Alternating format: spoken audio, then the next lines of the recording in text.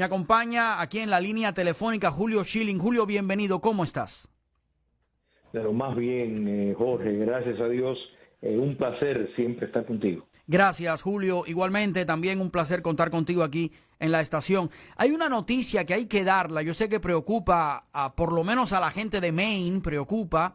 Y es que las autoridades llevaron a cabo el jueves una búsqueda en varios estados por tierra y agua de un reservista del ejército americano que, según dicen, mató a 18 personas, hirió a 13. Todavía siguen con esa búsqueda. Este hombre perpetró un tiroteo masivo en una bolera y en un bar que provocó que los clientes aterrorizados se refugiaran. Imagínense ustedes el pandemonium que se armó, incluso debajo de las mesas, hasta detrás de las máquinas de bolos. Aquello fue tremendo. El presidente Biden ordenó que todas las banderas de los Estados Unidos ondeen a media asta. Condolencias iban y venían respecto al tema. Respecto a este hombre, se dice que el hombre estaba entrenando con la Reserva de los Estados Unidos, de que al parecer tenía problemas mentales, esquizofrenia, porque estaba escuchando voces y voces amenazantes. Hay una información aquí que dice que él estaba escuchando voces que le hablaban de dispararse y que de dispararse en una base militar, pero claro, no optó por ir a una base militar, sino optó por la presa fácil, optó por una bolera y optó por un bar. Si se hubiese metido en la base militar, pues lo hubiesen cosido a tiros. Yo todavía no he visto un tiroteo masivo, a no ser uno o dos que he visto de fundamentalistas islámicos, pero de este tipo de locos, todavía no he visto un tiroteo masivo dentro de una base militar o en una conferencia de la Asociación Nacional del Rifle, porque sabe que lo cosen a tiros. ¿Dónde se meten? En las escuelas, en los bares, donde sabe que hay gente indefensa, ¿no? ¿Qué piensas tú, Julio, de esto? No, mira, yo creo que la lectura que se le puede dar a ellos. Sí, te oímos cortado ahora, sí. ¿Me oyes mejor? Sí, perfecto, ahora bien. Sí. Hay dos fallos que quedan evidentes. Primero, un fallo en lo que de la salud mental que está empeorando desde que se permitió la desinstitucionalización de personas con problemas de salud mental. En otras palabras, en otro momento, alguien que fuera considerado un peligro a sí mismo y a la sociedad, obligatoriamente era llevado a una institución hasta que se recuperara. Hoy en día, pues desde hace años, eso no lo hace. Y fíjate que a raíz desde esos cambios en la ley que ocurrió en la década de los 60, pues a partir de ahí vemos más personas durmiendo en la calle, porque son sueltos, pero son sueltos peligrosos. O sea que yo creo que ese es el primer fallo. Yo creo que realmente como sociedad libre y abierta hay que considerar y retornar a ese modelo donde personas eran recluidas contra su voluntad si tenían determinados fallos mentales que consideraban presentaban un riesgo para la persona misma y por supuesto para la sociedad. Y el segundo fallo, Jorge, es que yo creo que tú bien lo detallas, el fallo de no tener una sociedad realmente armada, porque si en ese lugar donde él entró hubieran estado numerosas personas armadas, el hombre, el daño que hubiera hecho hubiera sido mucho menor. Y efectivamente ellos escogen a dónde van, no van a lugares donde saben donde hay armas. Exactamente. Donde hay gente armada. Van a lugares donde hay gente que son blancos fáciles. El automóvil de este señor, de apellido Card, Robert Card, había sido descubierto en la lancha de un bote cerca de un río que conecta con Kennebec. Y el bote de 15 pies de Card permanece desaparecido. Esto lo dijo la policía. Pero añadió que los funcionarios no tenían ninguna información específica de que Card pudiera haber escapado a bordo de su barco, de su bote. Dice, simplemente estamos haciendo nuestra diligencia. Este hombre, bueno, pues 40 años de edad, al parecer esquizofrenia tenía. Robert Card es el sospechoso que están buscando.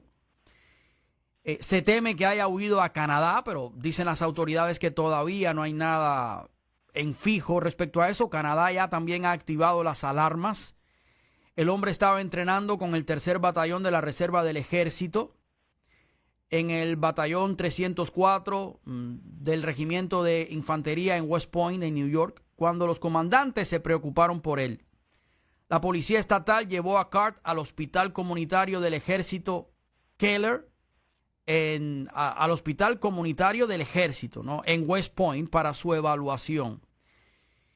Y no estuvieron los funcionarios autorizados a discutir públicamente el estado de salud mental específico de este hombre. Tú sabes que aquí hay bastantes restricciones.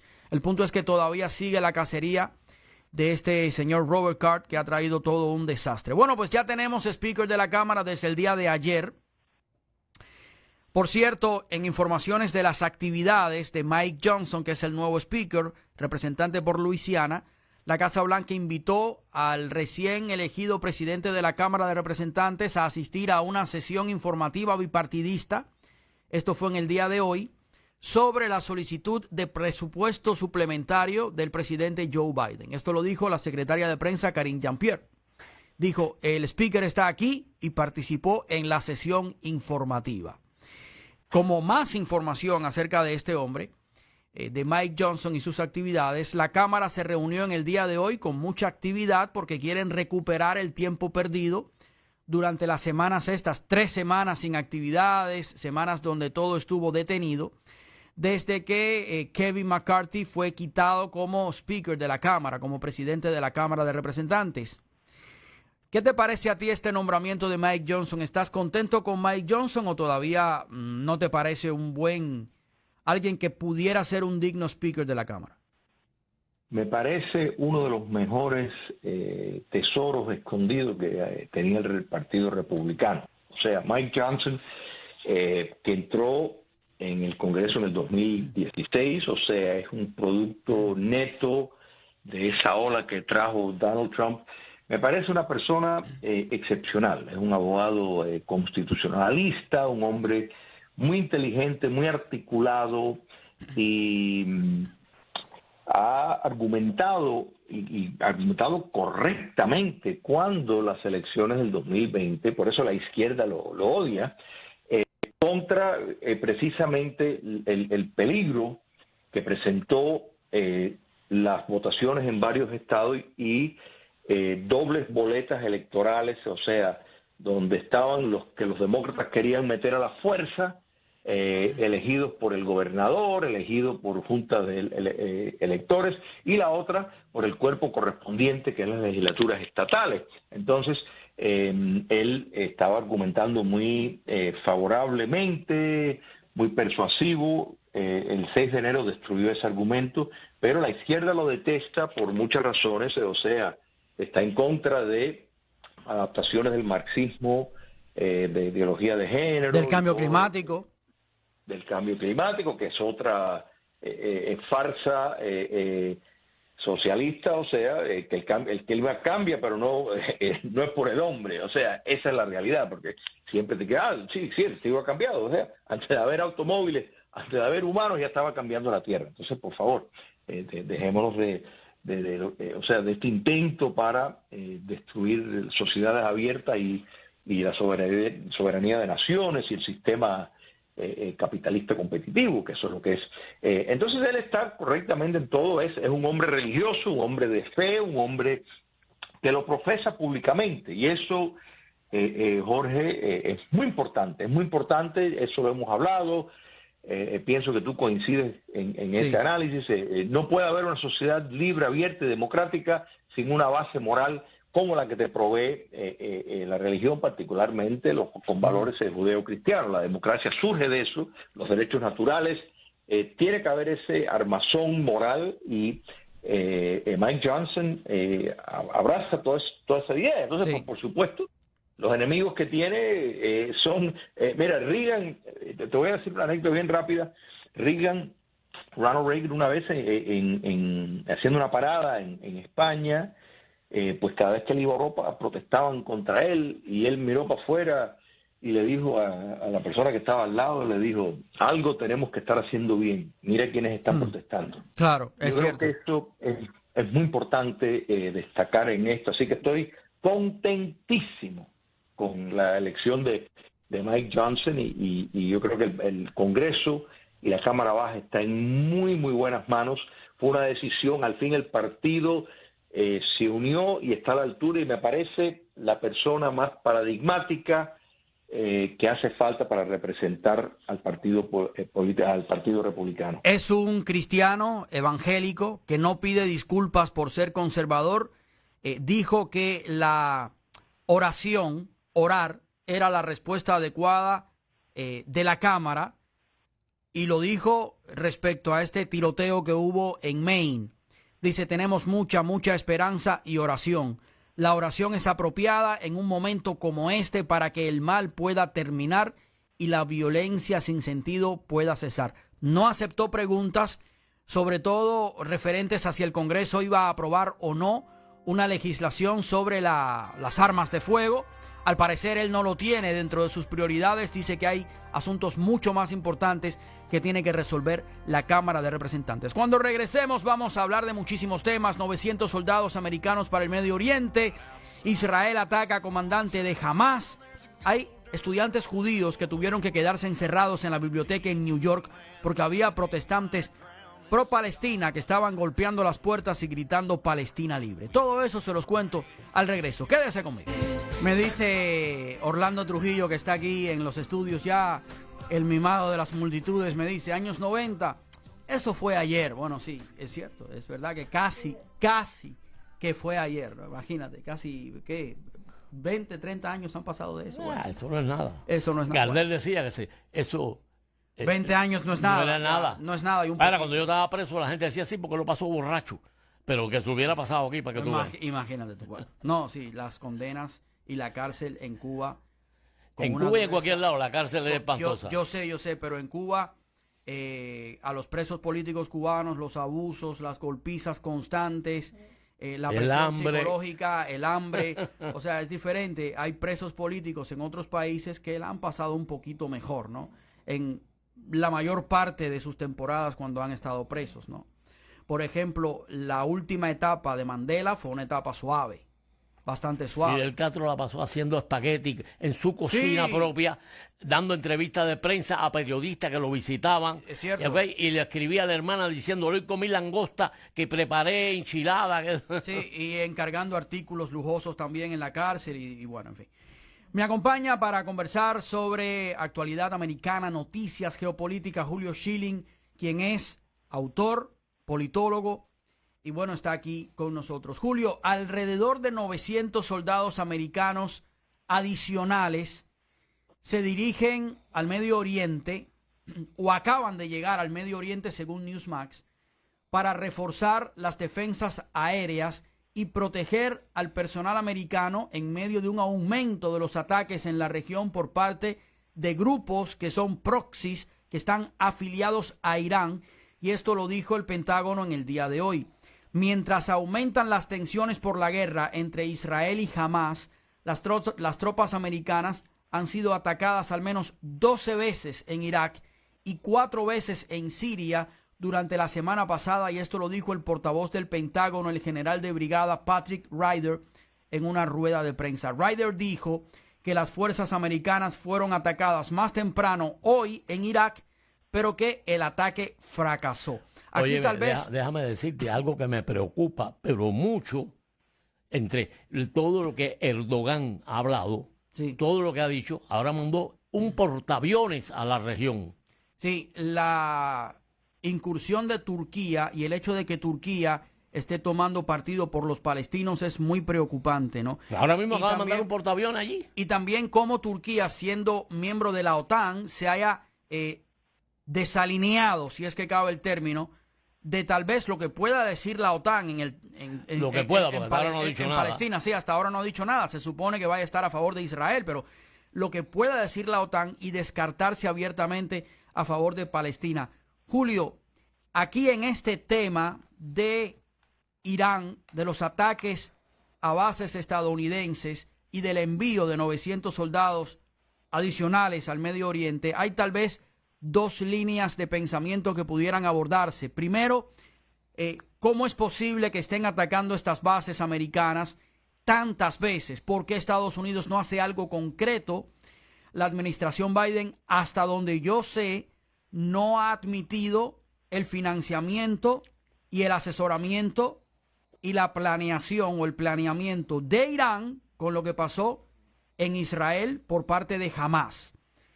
Y la otra línea de pensamiento es que, bueno, ¿qué quiere Irán? ¿Arrastrar a Estados Unidos al conflicto? Eso sería desastroso, porque Estados Unidos no está en condiciones ahora de tener dos guerras. ¿Qué piensas tú? Porque ya tiene una con Ucrania, ¿no? ¿Qué piensas tú? Claro, mira, primero aprovecho y saludo a mi amigo Orlando Trujillo. El saludo es recíproco, mi queridísimo amigo.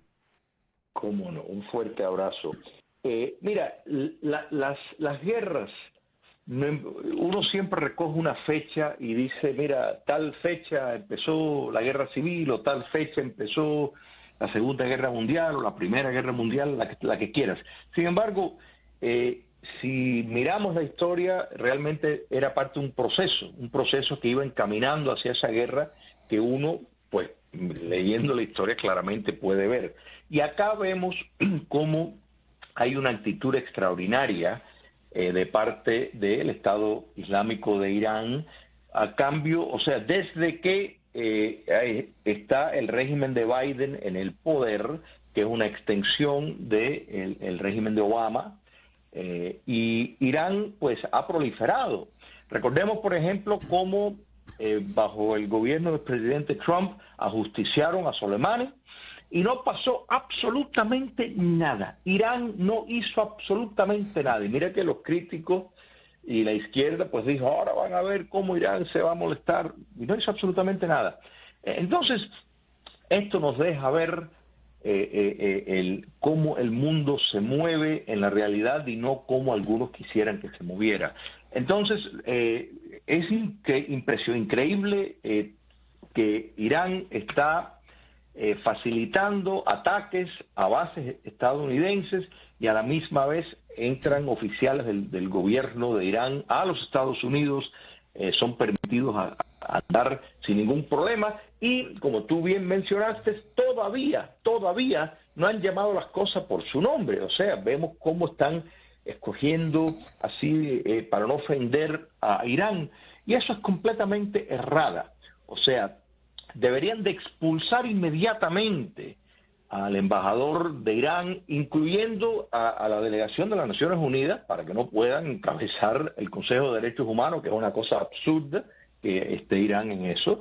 Deben ser expulsados de los Estados Unidos y deben de entender de que Irán, esto es una guerra que vincula a Irán, y los Estados Unidos, se me parece muy bien que estén preparándose para en la posibilidad de que Hezbollah, que es la milicia extraoficial de Irán, ataque a Israel desde el norte, que los Estados Unidos pues den una respuesta contundente a todos los puntos de relevancia de Irán, porque esto es ya los Estados Unidos, el territorio norteamericano ha sido atacado, o sea, las bases norteamericanas les pertenecen a los Estados Unidos, aunque estén en acuerdos de arrendamientos, no importa. Entonces, el pretender de que si enojas al enemigo, pues eso va a producir una acción más agresiva, es todo lo contrario.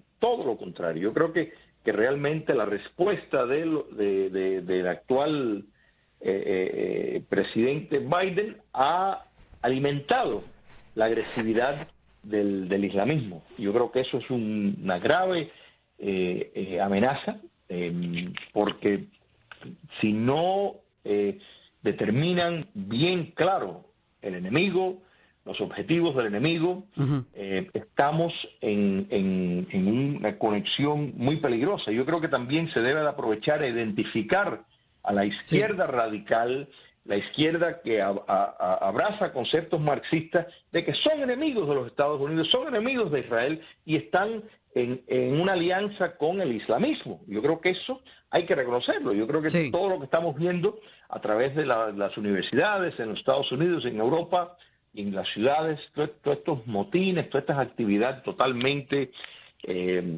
liberticidas a favor de no solo un régimen, o sea, no solo terrorista, no, terrorismo es la metodología, repito, que usan. sí. Hay que entender que el islamismo es una grave amenaza, y yo creo que brevemente lo que mencionan de la presencia de Turquía, ¿verdad? Turquía era aceptable cuando se estaba manteniendo dentro de cierta secularidad, porque nada más que hay que leer el Corán, leer algunas hadás y Sunna del Islam Sí. para darnos cuenta que no es una religión de paz, es una religión de guerra. Hay Sí, que es entender cierto, eso, claro. es cierto, sí. Es cierto, y así surgió como tal, ¿no? Con estas suras del Corán. Bueno, la pregunta antes de irme a la pausa comercial, yo sé que es injusto tal vez en un par de minutos hacerte esta pregunta, pero tal vez pudiera ser un tema para más adelante. Brevemente, ¿por qué existe esa alianza entre la izquierda internacional y la causa palestina? Por marxistas que adoptaron y vieron en la teoría crítica postcolonial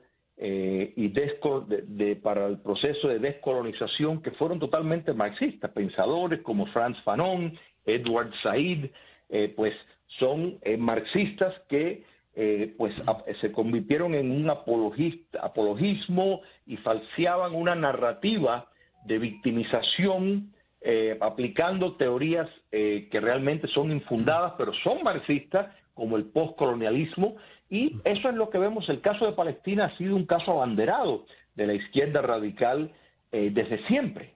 Y podemos decir que en gran medida esa narrativa pues tiene, igual que, como siempre ha hecho el comunismo, de invenciones, de mentiras históricas para promover su causa. No es casualidad que cada vez que vemos uno de estos protestas a favor de Palestina, al final te están diciendo una Palestina socialista. O sea, siempre entra en el factor del socialismo, porque aquí no estamos hablando de una fuerza democrática. Las fuerzas democráticas dentro del mundo islámico son muy pocas.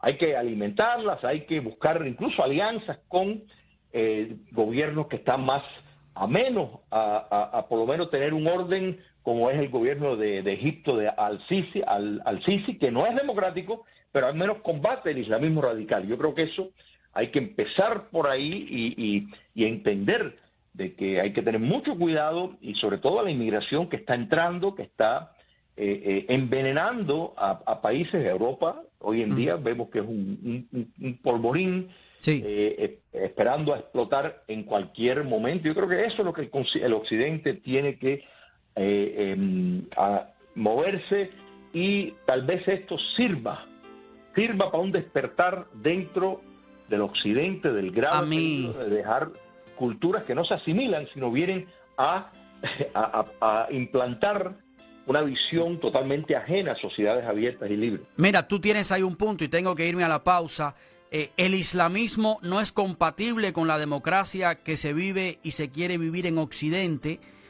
Eso es un punto importante. El otro es verdad que la presencia de los islámicos en Europa es un polvorín que está a punto de estallar. Hay zonas que las mismas autoridades dicen no-go zone, o sea, zonas de no ir, en Bélgica, en Suecia, en Austria, en Francia, en Inglaterra, donde se vive la Sharia, que es la ley musulmana. Tengo que irme a la pausa. Muchísimas gracias, Julio, por haberme acompañado en este segmento. Un placer, Jorge. Un abrazo para ti, para Orlando y para toda tu audiencia. Claro que sí, gracias.